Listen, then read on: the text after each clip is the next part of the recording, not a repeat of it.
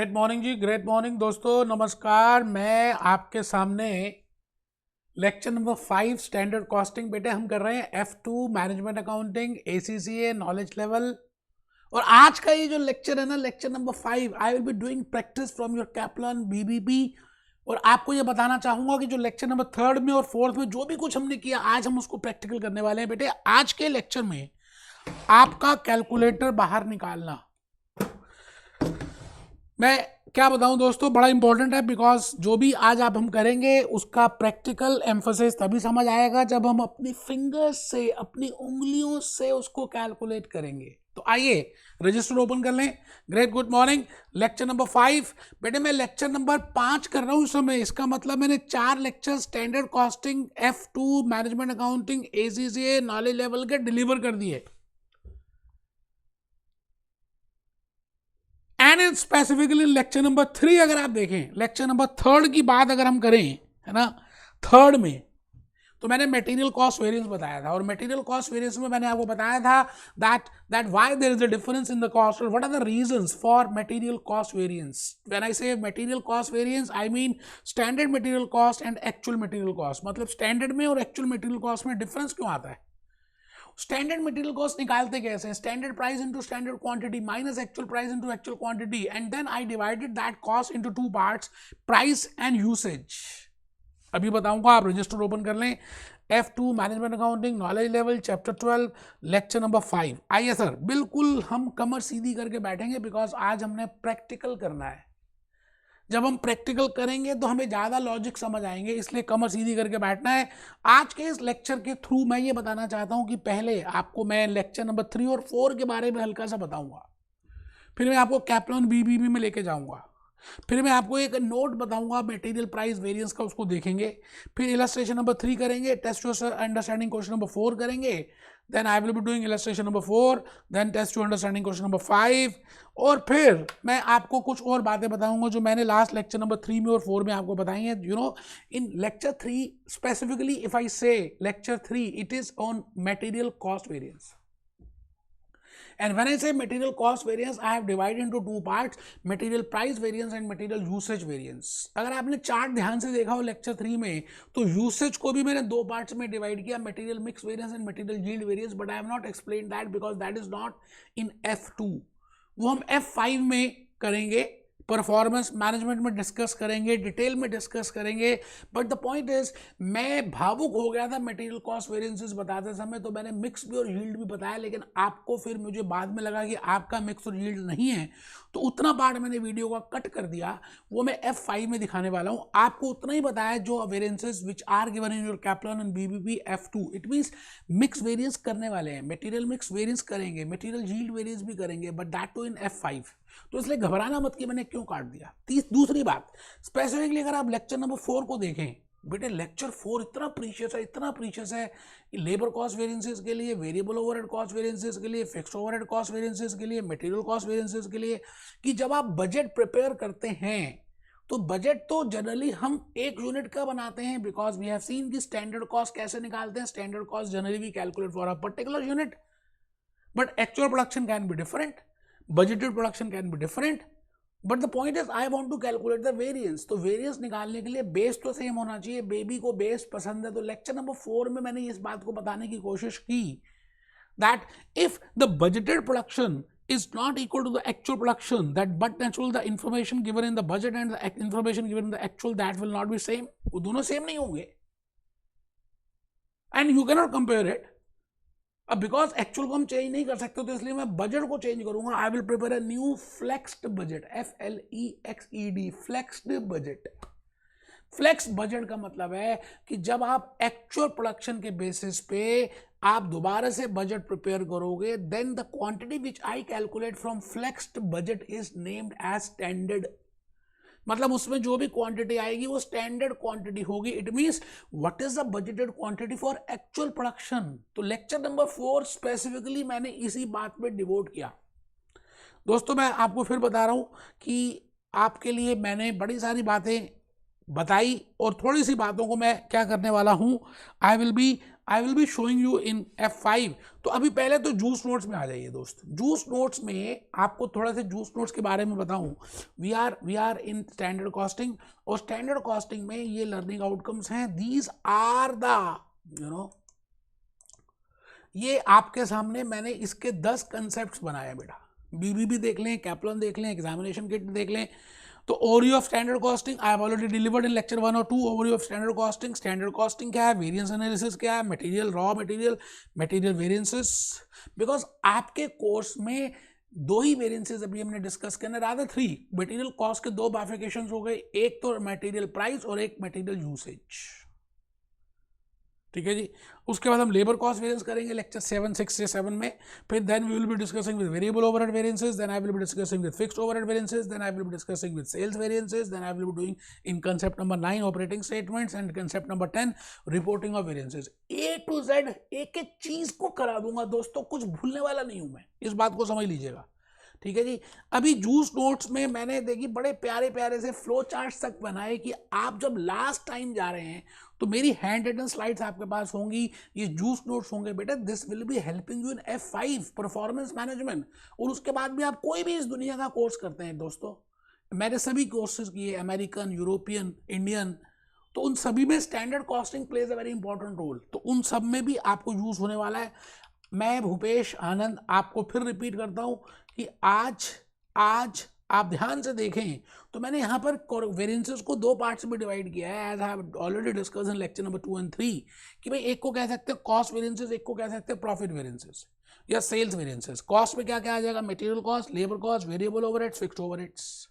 And profit variances में, sales variances में आ जाएगा वैल्यू एंड प्रॉफिट। ठीक है जी। अब सेल्स वैल्यू वेरिएंस आपके कोर्स में, सेल्स प्रॉफिट या मार्जिन वेरिएंस भी हम F5 में करने वाले हैं, तो वो मैं सब बता दूंगा, आप उसकी टेंशन छोड़ दें। मेरा काम है सर, आपका काम बिल्कुल भी नहीं है। आप एक बार पहले कैप्लन को ओपन कर लें, क्योंकि मैं भूपेश आनंद आपके सामने आज कुछ कैप्लन से दिखाऊंगा, कुछ बताऊंगा, so that we can understand कि भाई हमने जो जो किया है सब ठीक ही किया है। दोस्तों कोई घबराने की बात है नहीं, क्योंकि मैं जनरली रिकमेंड करता हूं कि आप पहले कोई बुक ना देखें, पहले मेरी बात को सुनो, मेरी आवाज सुनो। आइए जी, the purpose of standard costing, the purpose of standard costing ये हमने देख लिया। ये भी वैसे मैंने कुछ बातें बतानी है ना, कुछ बातें मैंने जान के स्किप भी की हैं, सब कवर करूंगा, कुछ बता दिए, कुछ स्किप किए। जब समय आएगा मैं उस समय लोहा गर्म करूंगा और चोट मारनी स्टार्ट कर दूंगा। So I have discussed what are the types of cost variances, standards, we have seen that. I will be telling you about standard cost per unit. ये भी हम 1-2 लेक्चर्स लेंगे। नेक्स्ट लेक्चर में मोस्ट प्रॉब्ली मैं ये बताऊंगा। मैंने अभी जो आपके साथ स्टार्ट किया था ना दोस्त, सेल्स वेरिएंसेस भी नहीं बताया। मैंने स्टार्ट किया सेल्स, इन्होंने सेल्स से स्टार्ट किया, बट हम सेल्स से स्टार्ट नहीं करेंगे। हमने पहले कॉस्ट वेरिएंसेस किया, तब ज़्यादा लॉजिकली समझ आता है। तो कॉस्ट में भी सबसे पहली कॉस्ट वेरिएंसेस जो मैंने स्टार्ट किया उसका नाम था मटेरियल कॉस्ट वेरिएंस। और मटेरियल कॉस्ट वेरिएंस अगर आप देखें, in lecture number 3 I have prepared a chart जिसमें मैंने 5-6 वेरिएंसेस निकाले थे, 2, 3, 4, 5, 6 variances, but they have only covered price and usage. तो यूसेज की बाइफिकेशन, मिक्स और यील्ड उन्होंने कवर नहीं की, बट मैंने चार्ट प्रिपेयर किया था, that we will discuss in F5। तो मैंने उतना पार्ट कट कर दिया। मैं भावुक हो गया बेटा, सेंटिमेंटल हो गया, मैंने सारा ही बता दिया, कोई बात नहीं।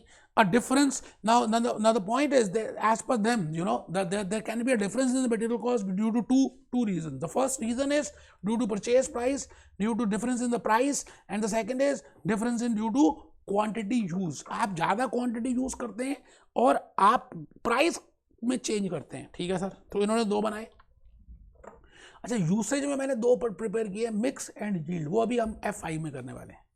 ठीक है sir. The material variance is the difference between this actual cost of the materials and the standard materials. इसको मैंने बोला, इन्होंने बोला फ्लेक्स बजट। फ्लेक्स बजट का मतलब लेक्चर नंबर 4 में जो मैंने बताया था, that if budgeted production is not equal to actual production, then you have to prepare a budget on the basis of actual production again, and that budget is named as flex budget. ठीक है sir. The total variance can be analysed into 2 variances. Now they have discussed into 2 only, उसको हम देख लेंगे। वैसे already देख चुके हैं। और ये फॉर्मूलेस क्या हैं बेटे, सब बातें मैं बताऊंगा। पहले मैं चाहता हूं कि एक छोटी सी इलस्ट्रेशन आपके साथ कर दूं, मटेरियल कॉस्ट वेरिएंस। बेटे इलस्ट्रेशन नंबर 3 हम इस समय करने वाले हैं। आपके इरादे बुलंद हैं, कैलकुलेटर आपके सामने है, हम बड़े अच्छी तरह से इसको पढ़ेंगे। सोल्यूशन तो नो डाउट दिया हुआ है, लेकिन यार जिस तरह से मैं the way the explanation I will be giving you, that is not given in Kaplan and BBB और इन एग्जामिनेशन किट। तो उस चीज को ध्यान से देखना है कि मैं सॉल्व कैसे कर रहा हूं। तो मैंने लिखा जी the following information relates to the production of a product X. वो कहते हैं जी एक प्रोडक्ट हमने एक्स बनाया है और निम्नलिखित बातें उसके ऊपर आधारित हैं। Extract from the standard cost card, मतलब आपको पता ही है एक कॉस्ट कार्ड तो वी हैव सीन, हमने वहाँ पे देखा था जब हमने जॉब बैच और प्रोसेस कॉस्टिंग किया था तो मैंने कॉस्ट शीट बनाया था, कॉस्ट कार्ड बना के दिखाया था जहाँ पे हमने प्राइम कॉस्ट कैलकुलेट की थी। We have calculated factory cost, we have calculated cost of production, we have calculated selling cost, cost of sales. तो जो कार्ड होता है जहाँ पे कॉस्ट होती है उसको कॉस्ट कार्ड बोलते हैं। और जब हम स्टैंडर्ड कॉस्ट लिखते हैं which I will be telling you in lecture number 6, वैसे थोड़ा सा बताया मैंने कि स्टैंडर्ड कॉस्ट क्या होती है, जो हम सोचते हैं कि इतना होना चाहिए with the help of past experience, you know. तो दैट इज वो दे हैव गिवन कि भाई एक यूनिट बनाते हैं, है ना, एक यूनिट बनाते हैं तो डायरेक्ट मटेरियल लगेगा कितना, 40 स्क्वायर मीटर, किस रेट से, $5.30 पर स्क्वायर मीटर। फिर एक्चुअल रिजल्ट्स आ जाएंगे, actual results in the period, वो कहता है जी 1000 यूनिट्स वर प्रोड्यूस, एक्चुअली में 1000 यूनिट बने, बजट आपने एक ही यूनिट का प्रिपेयर किया। मैं फिर रिपीट करता हूँ, क्वेश्चन को करना एक अलग बात है, क्वेश्चन को पढ़ना, समझना, वर्किंग नोट प्रिपेयर करना, कंसेप्ट समझना, फाउंडेशन स्ट्रॉन्ग करना, that is a different thing. And 39,000 square metres of material costing in this in total were purchased and used. कुछ मुश्किल है नहीं, आराम से क्वेश्चन को पढ़ेंगे। You have to calculate the total material cost, material price and material usage. और हमें पता है प्राइस पर usage is equal to cost. बेटे इस सोल्यूशन को छोड़ दें, इन्होंने बिल्कुल बकवासबाजी की सोल्यूशन दी है। आप बस क्वेश्चन को एक बार दोबारा से पढ़ें, मैं क्वेश्चन की बड़ी प्यारी प्यारी वर्किंग नोट से आपको A to Z सारी बातें बताऊंगा। आइए जी हम इसका देख लें कि मैंने क्या क्या बातें आपके लिए मेंशन की हैं। मैं भूपेश आनंद इलस्ट्रेशन नंबर 3 में हूं और मैंने कहा friends it is better to read the question sincerely and prepare a working note. आपको क्वेश्चन ध्यान से पढ़ना चाहिए स्टैंडर्ड कॉस्टिंग का, क्योंकि धीरे धीरे अब हम बड़े बड़े क्वेश्चन करेंगे। And you should prepare a separate working note. आप बिल्कुल कमर सीधी करके बैठे हो, मोबाइल फोन आपका ऑफ है, कैलकुलेटर आपके सामने है, इरादे आपके बुलंद है। Illustration number 3, friends it is better to read the question sincerely and prepare the working note. एक बच्चा कहता है क्या ये लिखना है, मैंने कहा बिल्कुल लिखना है। मैंने जो भी कुछ लिखा है you have to write it down, you have to prepare the notes. बेटे कमर सीधी करके बैठना, नहीं तो थप्पड़ मार दूंगा कैमरे से निकल के, बता रहा हूँ। नोट नंबर 1, अब देखिए जी मैंने क्या किया, एक समय की रेखा बनाई, या ऐसा समझ लीजिए एक तरफ स्टैंडर्ड का डाटा लिखा, एक तरफ एक्चुअल लिखा। स्टैंडर्ड हम बिगिनिंग में करते हैं इसलिए मैंने 0 के आसपास लिखा, एक्चुअल एंड में लिखा। ठीक है सर, बहुत बढ़िया, यहाँ तक तो बात समझ आ रही है।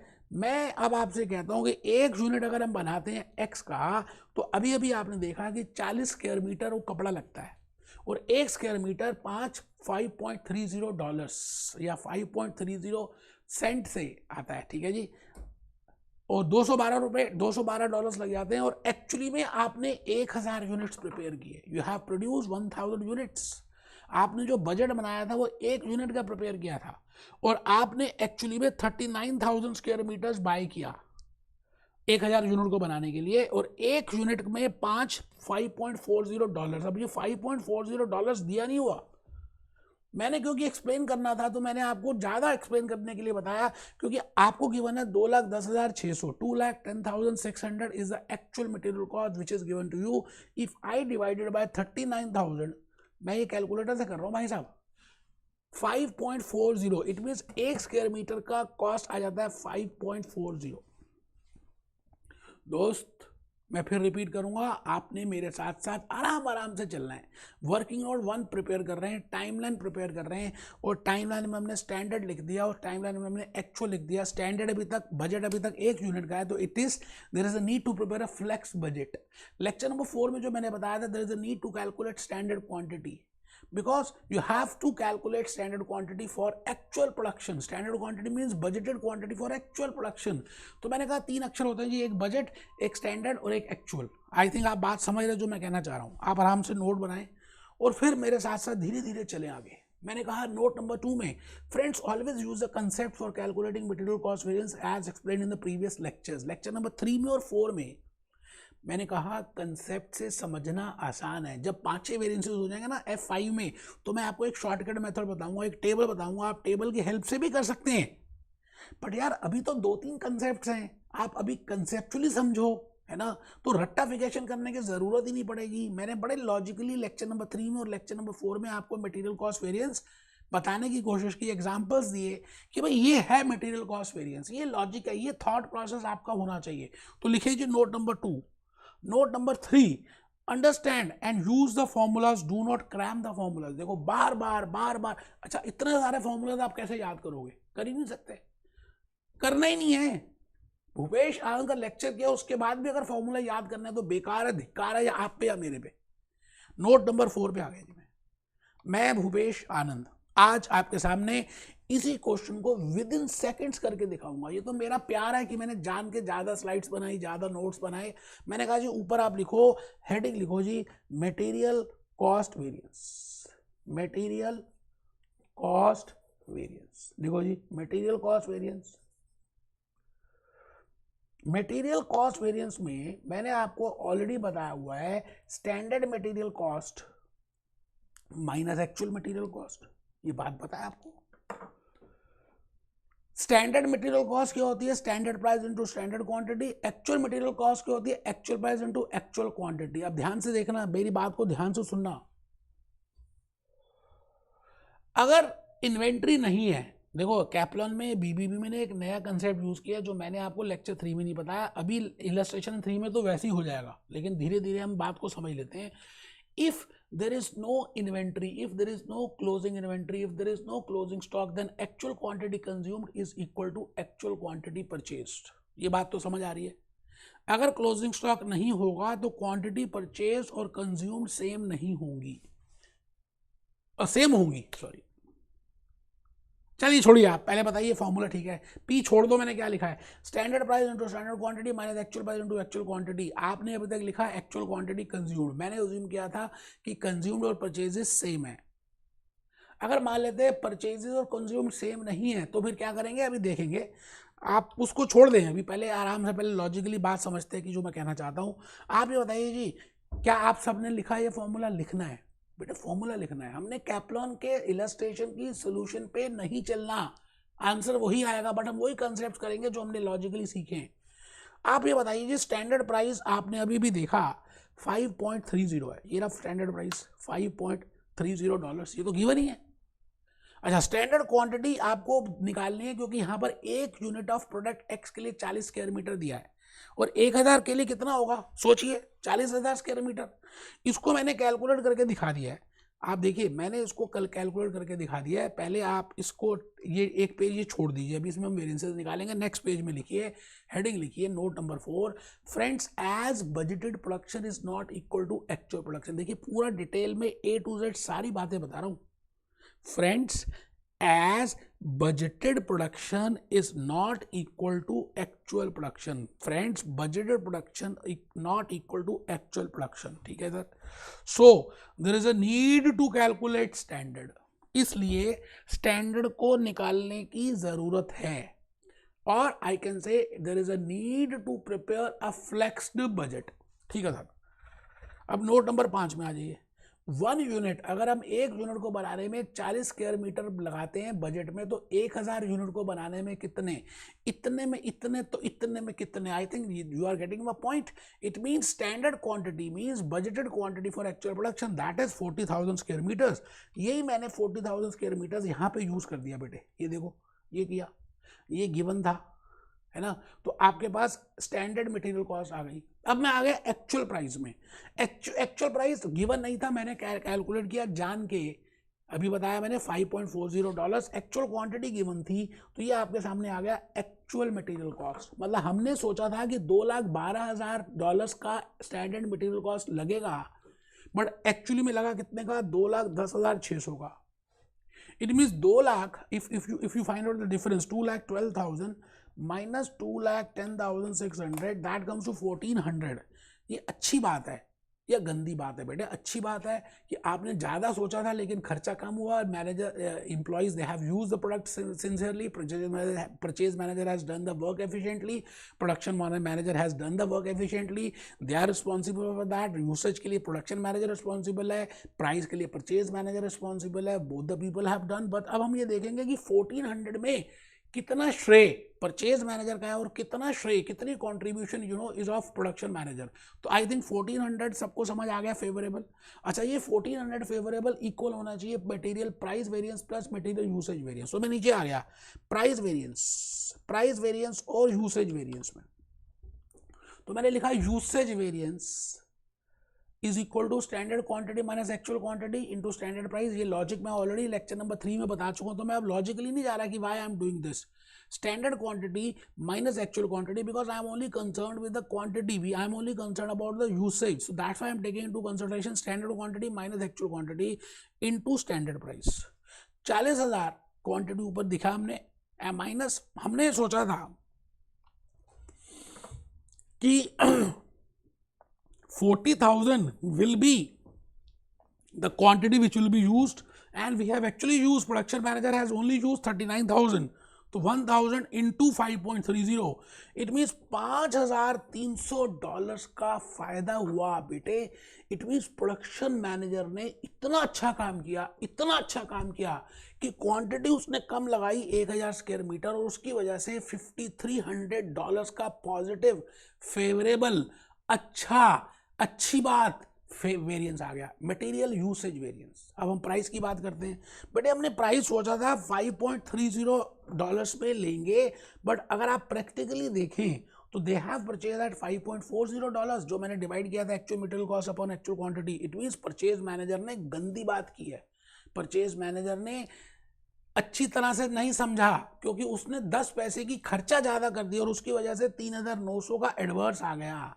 इट मीन्स ये जो 1400 का फेवरेबल है, it is only due to the good work done by production manager. मेरी बात आप समझ रहे हैं? अभी मैंने परचेज क्वांटिटी कंज्यूम कुछ नहीं बताया। यहाँ पर अगर आप देखें तो जितना मैंने खरीदा उतना ही कंज्यूम किया, कोई क्लोजिंग स्टॉक ऑफ इन्वेंट्री है ही नहीं, इसलिए मैं जान के अभी क्लोजिंग स्टॉक ऑफ इन्वेंट्री की बातें कुछ नहीं कर रहा। आपको जो फॉर्मूला बताया वहीं से चल रहे हैं। मैं आ गया जी नेक्स्ट पॉइंट की तरफ, question number test yourself, question number 4 हम देखेंगे। टेस्ट योरसेल्फ क्वेश्चन नंबर 4 मैं चाहता हूं कि आप करेंगे तो मुझे ज़्यादा अच्छा लगेगा, क्योंकि आपको तभी लॉजिकली ज़्यादा समझ आने वाला है। बेटे टेस्ट योरसेल्फ क्वेश्चन नंबर 4, आइए प्लीज़ अपने आप पढ़िए, मैं 1 मिनट दे रहा हूँ, पढ़िए, वर्किंग नोट बनाइए और कोशिश कीजिए कि क्या आप मटेरियल कॉस्ट वेरिएंस, क्या आप मटेरियल प्राइस वेरिएंस, क्या आप मटेरियल यूसेज वेरिएंस कैलकुलेट कर सकते हैं। You have to only calculate 3, F2 में 3 ही निकालने हैं।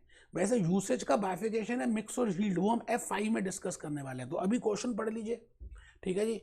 2 किलोग्राम ऑफ मटेरियल A, अच्छा, a company makes a single product, एक ही प्रोडक्ट बनाती है जी, with the following budgeted material cost, एक बजट बनाती है और फॉलोइंग मटेरियल कॉस्ट है 2 kgs ऑफ मटेरियल A, मतलब एक यूनिट जो बनेगा, जो भी एक यूनिट बनेगा उसमें 2 kg ऑफ मटेरियल और 10 रुपए के हिसाब से 1 kg का खर्चा आएगा। ये 20 रुपए, $20, 20 पाउंड, 20 यूरो, कुछ भी। आउटपुट की बात करें तो बेटे आउटपुट है 1000 units. Material purchase and use, आपने खरीदा और कंज्यूम किया। देखिए मैंने आपको अभी बताया कि अभी मैं अज्यूम कर रहा हूँ कि इन्वेंट्री नहीं है, तो अभी इन्वेंट्री होगी नेक्स्ट इलस्ट्रेशन में, तो मैं कुछ हल्का सा आपको बताऊंगा कि what this Kaplan and BBB people they have done, वो देखेंगे। आप बताइए परचेज भी उतना है, कंज्यूम भी उतना है, यूज भी उतना है। It means there is no closing stock 2200 kilogram. आज तक मैंने जितने भी क्वेश्चंस किए मैंने अज्यूम किया कि क्लोजिंग स्टॉक है ही नहीं, ठीक है सर। मटेरियल कॉस्ट 20,900, तो मैं एक यूनिट की कॉस्ट निकाल सकता हूँ 2200 से। अगर इसको डिवाइड कर दूँ तो आई can calculate this, calculate material price variance and usage variance. आपको प्राइस और यूसेज वेरिएंस कैलकुलेट करना है। मैं भूपेश आनंद, मैं सीएम में ये चाहता हूं कि आप एक बार वर्किंग नोट बनाएं, कमर सीधी रखें, बार बार मोबाइल फोन पे मत जाएं।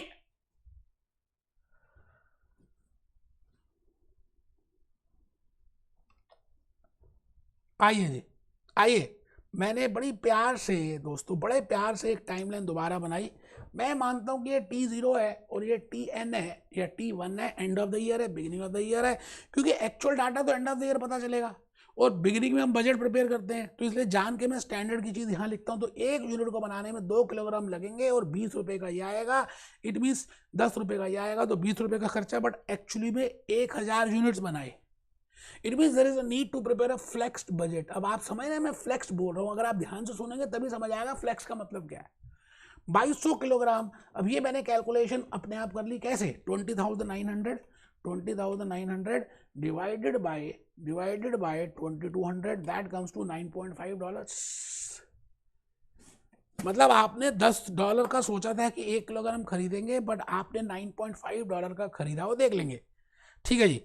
सभी स्टूडेंट्स, मैं फिर रिपीट करता हूं दोस्तों, वर्किंग नोट बनाना इंपॉर्टेंट है। आंसर जल्दी जल्दी निकाल देंगे, खुश हो जाएंगे, लेकिन धीरे धीरे दिक्कत आने वाली है, because when you will be doing examination kit and mock test तो प्रॉब्लम आएगी। अभी ध्यान से सुनिएगा। 1 यूनिट एक्चुअल ये आ गया जी, आप सभी ने वर्किंग नोट बना दिया है। मैं भूपेश आनंद आपसे फिर कहता हूं, एक इजी मेथड है, वो मैं F5 में बताऊंगा, अभी नहीं बता रहा। वैसे मैंने एक टेबल बना के दिखाया। मेरे को ऐसा लगता है कि आप टेबल इजी मेथड ना करें, फिर भी जस्ट फॉर F5 में जो मैंने बताया एक हल्का सा ग्लिम्स दे रहा हूँ, क्योंकि अभी तो 3 ही वेरिएंट्स है। बिना टेबल के भी हम कर सकते हैं, बिना जुगाड़ मेथड से भी कर सकते हैं। We can just see the understand that concept and on the basis of concept we can easily drive the formula and then we can directly calculate it. But still मुझे लगा कि टेबल वैसे F5 में जो मैं बनाऊंगा 5 columns का बनाऊंगा, क्योंकि वहां पे 5 वेरिएंसेस होंगे। अभी तो आपको 3 ही वेरिएंसेस बनाने हैं, material cost variance, material price variance, material usage variance. तो मैंने 3 कॉलम बनाए। आप ध्यान से देखिए, इसको भरने का तरीका बड़ा अच्छा है। देखिए जी, सबसे पहले आप 3 कॉलम्स बनाए जब आपको जुगाड़ करना है मटेरियल कॉस्ट वेरिएंसेस या लेबर कॉस्ट वेरिएंसेस या वेरिएबल ओवरहेड कॉस्ट वेरिएंसेस या फिक्स्ड ओवरहेड कॉस्ट वेरिएंसेस, जितने भी वेरिएंसेस निकालने हैं। Even if it is a case of sales variance, आप अपने आप टेबल बना सकते हैं, बट मैं रिकमेंड नहीं करूंगा। वो F5 में हम करेंगे। अभी आप बिना टेबल के भी कर सकते हैं, क्योंकि 3 ही है, बट स्टिल एक हल्का सा एक आइडिया देना चाहता हूं। मटेरियल में आपने सबसे पहले पता क्या करना है, 2 बार लिखना है स्टैंडर्ड प्राइस, एक बार लिखना है एक्चुअल प्राइस। आप सभी ऐसे ही करेंगे, पहले लिखेंगे 2 बार लिखिए स्टैंडर्ड प्राइस, फिर लिखिए एक्चुअल प्राइस, और फिर पीछे से स्टार्ट कर दीजिए। एक्चुअल क्वांटिटी कंज्यूम्ड, या खाली एक्चुअल क्वांटिटी, स्टैंडर्ड क्वांटिटी। मैं फिर रिपीट करता हूं, पहले आपने क्या किया था, मैं फिर रिपीट कर रहा हूं दोस्त, मैं यहां लिख रहा हूं।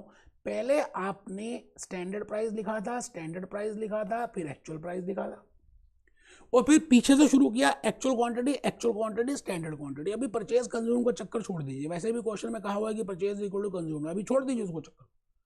वैसे ये टेबल आपको दिक्कत करेगा जब आप कंज्यूम्ड और परचेजेस डिफरेंट होंगे, इसलिए मैं रिकमेंड नहीं करूंगा इसको करने के लिए। बट चलिए, अब एक बार बना दिया तो अब देखिए जी, ये टोटल ऑफ ए है ना, इसको टोटल करेंगे, इसका टोटल करेंगे, तीनों का कॉलम वाइज टोटल कर देंगे। We will do the total of column wise. ठीक है जी। अच्छा, जब हम कॉलम वाइज टोटल कर देंगे तो total of column number 1 if I do minus from total of column number 3, तो आपके पास आएगा मटेरियल कॉस्ट वेरिएंस। उसका फॉर्मूला भी देखिए क्या है, standard price into standard quantity minus actual price into actual quantity. यही था standard material cost minus actual material cost. आप चेक करिए, standard material cost minus actual material cost. मेरी बात आप समझ रहे हैं। अगर आप column number 1 minus column number 2 करेंगे तो आपके पास आएगा मटेरियल यूसेज वेरिएंस। आप फॉर्मूला भी देख सकते हैं, वही फॉर्मूला है, standard price into standard quantity minus standard price into actual quantity. Standard price मैंने कॉमन ले लिया, standard quantity minus actual quantity into standard price आ जाएगा, और वैसे प्राइस वेरिएंस आएगा। आराम से आपने लिखना है, लिख सकते हैं। वैसे मैं रिकमेंड नहीं करूंगा, आप बिना इसके भी फॉर्मूले से कर सकते हैं दोस्त, है ना। फिर भी क्योंकि मैंने अब टेबल बना दिया तो इसलिए मैंने फिगर्स भरी। पहले मैंने लिखा 10, 10, 10 एंड 9.5। देखो, लिखने का भी तरीका है, इसी तरह से लिखना है। ठीक है जी। Firstly I will be writing on standard price, actual price. तो उसके बाद लिखूंगा एक्चुअल क्वांटिटी, स्टैंडर्ड क्वांटिटी। अच्छा, स्टैंडर्ड क्वांटिटी यहाँ पे कैलकुलेट करनी पड़ेगी, क्योंकि बजटेड प्रोडक्शन वो नहीं है। तो सिंपल है जी, 1000 यूनिट बनाए। 1 यूनिट को बनाने में जब 2 किलोग्राम लगता है तो 1000 यूनिट को बनाने में कितने लगेंगे, मैंने उसको भी कैलकुलेट कर दिया। फ्रेंड्स, बेटे लेक्चर नंबर 4 में इस बात को बताया था। Still it is better to calculate standard quantity और a flex budget, because budgeted production is not equal to actual production. So we can do orally also, but I have written it कि आपको ज़्यादा logically समझ आए। 1 unit is equal to 2 kilogram, so 1000 unit में 2000 kilogram आएंगे। तो मैंने यहाँ पर 2000 किलोग्राम लिख दिए। आप बताइए क्या आपको लॉजिकली समझ आ गया। फिर मैंने टोटल कर दिया जी। किसका, इसका टोटल करना है और किसका करना है, कॉलम वाइज। ये 20,000 आ गया, ये 22,000 आ गया, ये 20,900 आ गया। फिर a column number 1 minus column number 3 का टोटल कर दें, माइनस कर दें, तो बेटे 900 एडवर्स आ गया, this is cost variance. Column number 1 minus column number 2 that is material usage variance. Column number 2 minus column number 3 that is material price variance. I think हमने ये आराम से कैलकुलेट कर लिया है, लेकिन मैं आपको रिकमेंड इसलिए नहीं करूँगा ये टेबल, क्योंकि आपको अभी यूसेज वेरिएंस का डिटेल पता नहीं है ना। और अभी अगर मैं यहाँ पे अज्यूम करूँ कि consumed is not equal to purchase, तो यहाँ पे दिक्कत आ जाएगी, फिर ये टेबल नहीं बनेगा, फॉर्मूले से ही करना पड़ेगा। तो मैं रिकमेंड करूँगा कि आप फॉर्मूले से करें, बिकॉज अभी जो मैं बताने जा रहा हूँ ये बताने जा रहा हूँ कि मटेरियल प्राइस वेरिएंस कैसे कैलकुलेट करेंगे जब कंज्यूम्ड और परचेजेस अलग अलग हैं। क्योंकि इलस्ट्रेशन नंबर 3 में और टेस्ट योरसेल्फ क्वेश्चन नंबर 4 में मैंने अज्यूम किया that actual quantity consumed is equal to actual quantity purchased, but in reality there can be different, generally different ही होते हैं। तो जब डिफरेंट होते हैं तो कैसे करेंगे? आइए दोस्त, मैं भूपेश आनंद ऊपर चल रहा हूँ जी। ऊपर मैंने लिखा, अभी आप सभी के सभी एक बड़ा इंपॉर्टेंट नोट लिख रहे हैं which is very precious, you know, very very important, very very important. आप आराम से लिख रहे हैं वेरी वेरी इंपॉर्टेंट। उसका नाम है जी मटेरियल प्राइस वेरिएंस।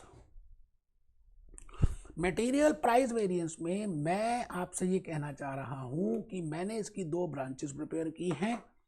इसमें एक जगह लिखा, आपको पता है ये material price variance I can now calculate as per 2 formulas. There are 2 concepts to calculate material price variance.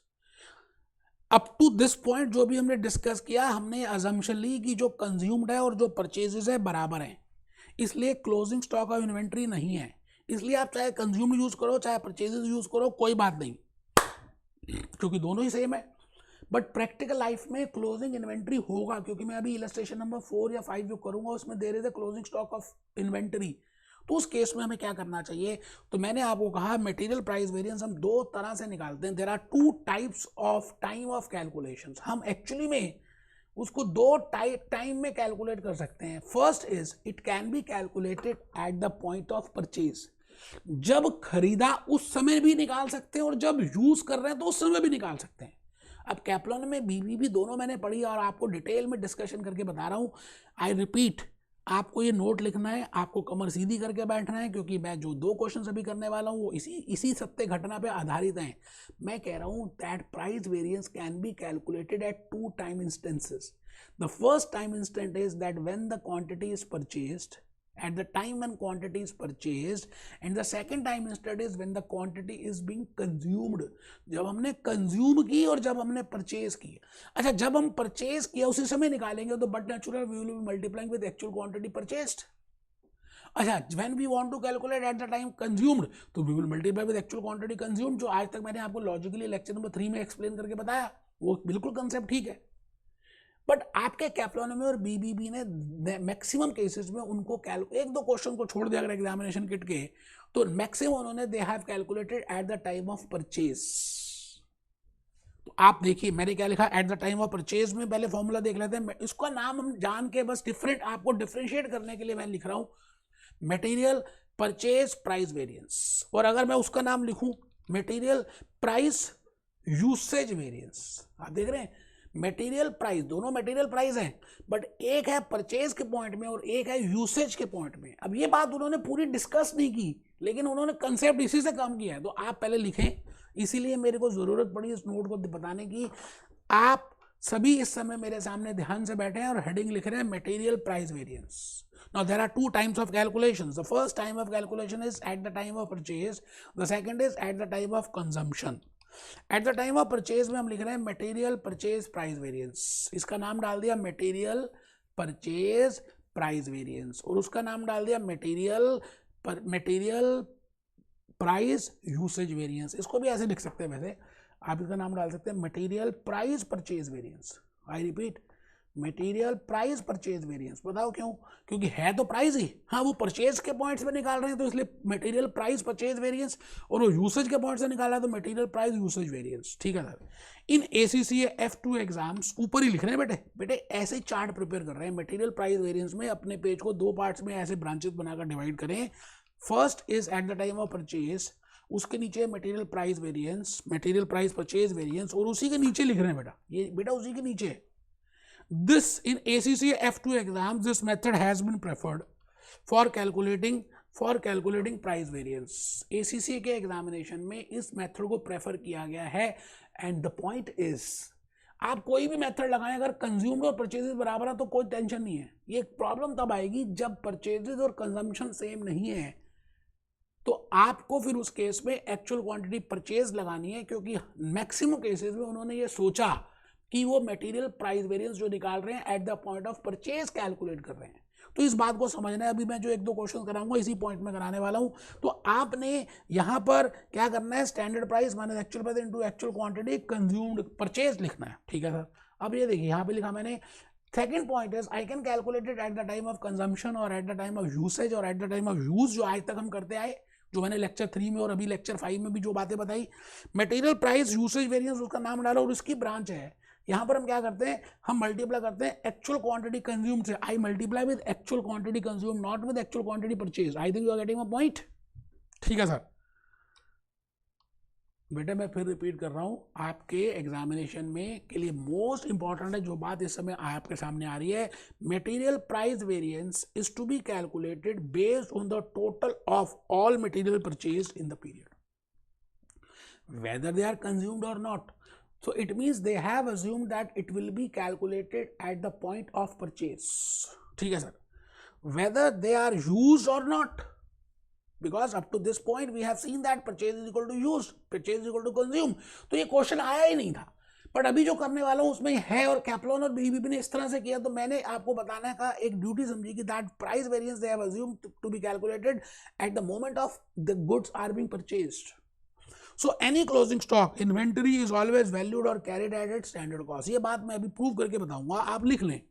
बेटे आपको फिर रिपीट करता हूँ, ये इसके ऊपर क्वेश्चन आए हुए एमसीक्यू के. आप पहले लिखें, material price variance is to be calculated based on the total of all material purchases in the period, whether they are used और नॉट.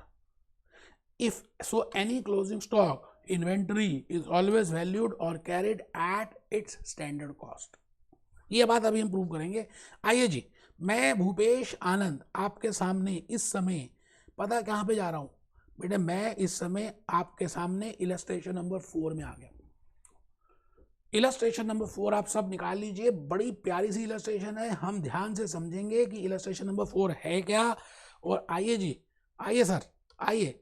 मैं नीचे पहुंच गया इलस्ट्रेशन नंबर 4 की तरफ, और आप बिल्कुल मेरे साथ इस समय ध्यान से चल रहे हैं, और आप और मैं बिल्कुल साथ साथ चल रहे हैं. डाल हाथों में हाथ, हम होंगे कामयाब एक दिन. मन में है विश्वास, पूरा है विश्वास. ऊपर देखिए क्या लिखा हुआ है, x limited purchases 4000 kilograms of material at a cost of $3400. X limited ने 4000 किलोग्राम मटेरियल का खरीदा, जिसकी कीमत उन्होंने सोची 8400, या एक्चुअली में जो 8400 दिए, बट 4000 किलोग्राम्स में से उन्होंने खाली 3300 ही यूज किया. It means 700 kilogram is closing inventory, it is a closing stock. It means actual quantity purchase is not equal to actual quantity consumed. Now the point is that if actual quantity purchase is not equal to actual quantity consumed, then while calculating price variance, which quantity you will be using? So I repeat, in Kaplan and BBP, in most of the cases they have used actual quantity purchase. It means they have calculated material price purchase variance. It means they have calculated price variance at the moment of purchase. ठीक है sir. Product a standard cost card उन्होंने कहा 5 kilogram हमने सोचा था, 2 kilogram के हिसाब से सोचा था, 1 यूनिट में $10 का खर्चा आएगा. And you have to calculate material cost variances, material price variances and material usage variance. बेटे आंसर तो दिया ही हुआ है, फिर भी आप लेक्चर्स क्यों कर रहे हो? बिकॉज आपको लॉजिकली समझना है बात. तो आइए, हम अगर सच में नहीं प्रिपेयर करेंगे तो बेवकूफ़ ही होंगे दोस्त. आइए, मैंने बड़ी मेहनत से आपके लिए प्रिपेयर किया. इलस्ट्रेशन नंबर 4, क्वेश्चन छोटा लग रहा है लेकिन हम इसको ध्यान से समझेंगे. आई have prepared a timeline for that. एक है स्टैंडर्ड और एक है एक्चुअल. मतलब एक है बजट और एक है एक्चुअल। स्टैंडर्ड के नीचे मैंने लिखा फॉर प्रोड्यूसिंग 1 यूनिट 5 किलोग्राम चाहिए, $2 का 1 किलोग्राम आता है, 10 रुपये का खर्चा है। एक्चुअली में 600 यूनिट आपने प्रोड्यूस किए। You have produced 600 units. It means there is a need to prepare a flex budget because budgeted production is not equal to actual production. It means you have to calculate standard production. वो तो एक अलग बात है, standard quantity निकालनी पड़ेगी, वो अलग बात है। एक तो वो तो ध्यान रखना ही, हो तो करते ही आए, अभी तक हम अभी तक भी किए जो क्वेश्चन हमने ऐसे ही किया। बट यहाँ पे मेन पॉइंट है कि आपने खरीदे 4000 किलोग्राम और यूज कितने किए 3300 किलोग्राम। इट मीन्स परचेजेस और कंज्यूम सेम नहीं है।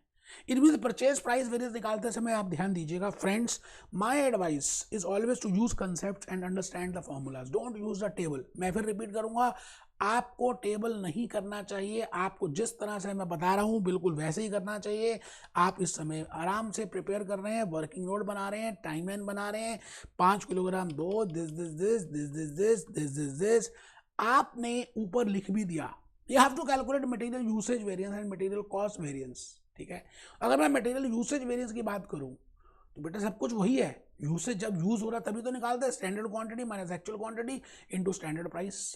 स्टैंडर्ड क्वांटिटी अगर आप देखें तो 3000 किलोग्राम कैसे आएगी, एक यूनिट को बनाने में जब 5 किलोग्राम लगते हैं तो 600 यूनिट को बनाने में कितने लगेंगे, वैसे मैंने लिखा है, इसको सॉल्व करके दिखाया है। It mean I have prepared a flex budget, तो 3000 किलोग्राम, तो 3000 kilogram minus 3300 kilogram, because you have consume 3300 and while calculating usage variance we always calculate on the basis of usage, तो quantity consumed and the logic of that I have already given in lecture number 3, बार बार नहीं बताऊंगा। 3300 into 2, ये आपके पास 600 adverse आ भी गया। ये तो नॉर्मल फैशन में जैसे किया वैसे ही करना था यार, है कोई मुश्किल थोड़ी है। वो बात अलग है आप कर नहीं रहे इसलिए आप ग्रैप नहीं कर पा रहे, बेटे आपको हाथों से करना है तभी प्रैक्टिस होगी, ठीक है जी। मैं आ गया जी मटेरियल प्राइस वेरिएंस, मैं फिर रिपीट करता हूं, I want to calculate material price purchase variance. मैंने यहाँ पे नाम भी बदल दिया, जान के लिखा कि आपको और लॉजिकली समझ आया कि मैं कहना क्या चाह रहा हूं। Material price purchase variance, standard price minus actual price into actual quantity purchase. I do not calculate consumed, अभी तक इसलिए किया, मैं इसलिए ज़्यादा ध्यान नहीं दिया क्योंकि परचेज और कंज्यूम्ड सेम थे, बट यहाँ पर परचेज और कंज्यूम्ड सेम नहीं है। तो as per capital as per BBB हम हमेशा इसको at the moment of purchase निकालेंगे। तो 2 माइनस 2.10 4000 किलोग्राम्स, बेटे परचेजेस 4000 किलोग्राम है, कंज्यूम 3300 किलोग्राम है, मैं परचेजेस पे निकाल रहा हूं 400 एडवर्स। इसका मतलब ये हुआ कि वो जो 700 किलोग्राम रह गए उसको मैंने किस पे वैल्यू किया होगा, आप बताइए। जब मैंने सारा कुछ परचेज पे किया तो 700 किलोग्राम जो रह गए, बट नेचुरल है 200 भी किया होगा। इट मीन्स एक क्वेश्चन आया था एमसीक्यू में कि the closing stock which remains whether it is valued at actual material cost और standard material cost, it is always valued at standard cost, because while calculating price variance I have taken into account the total quantity purchased. It means the balancing figure of stock, if any, then that must be it is valued at standard cost. तो ये बात मैंने लिखी है, आप लिख लें, value of closing stock inventory that is 700 kilograms into 2, बेटा उसकी वैल्यूएशन $1400 आएगी। अगर आप ज्यादा समझदार होंगे तो ये नहीं लिखेंगे, लेकिन एक्चुअली में आप बेवकूफ होंगे अगर नहीं लिख रहे तो, क्योंकि आप का पास परसेंटेज कुछ कम हो जाएगा अगर आपने एक एक बात को बारीकी से नहीं समझा। मैं एक एक लेक्चर आपको डिटेल में डिस्कस करके बताना चाहता हूं, खड़े होकर पढ़ा रहा हूं बेटे, ठीक है जी। तो आपको ऐसा लगता है कि आपको समझ आ गया, बिल्कुल मेरे को तो ऐसा लगता है कि आपको समझ आ गया है।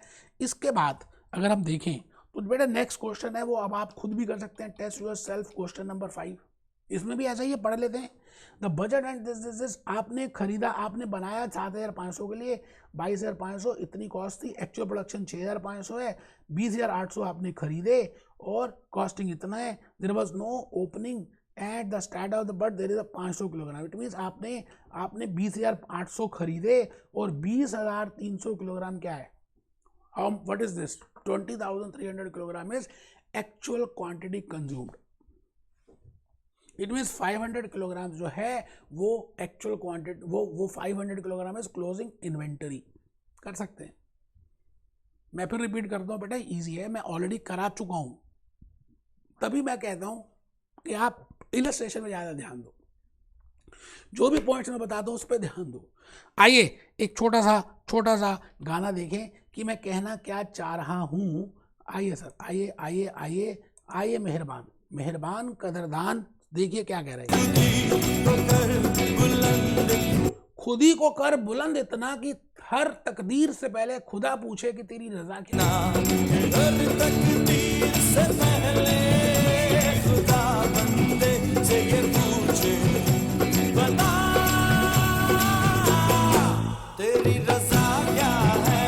मेरी आप बात समझ पा रहे हैं? बेटे हिम्मत करनी है, मेहनत करनी है। लेक्चर नंबर 6 में मिलते हैं। Be happy, B jolly, B cheerful.